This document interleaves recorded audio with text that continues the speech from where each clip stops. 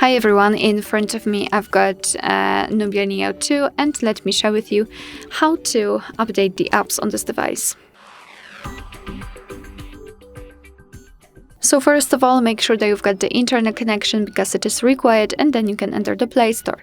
You will be able to follow all of my steps if you've got your Google account added to the device. If not, you can either log in or sign up right now. And if you're not sure how to do it, simply check our tutorial. So now all we have to do is tap on the circle in the right upper corner, which is your account, and then tap on Manage Apps on Device.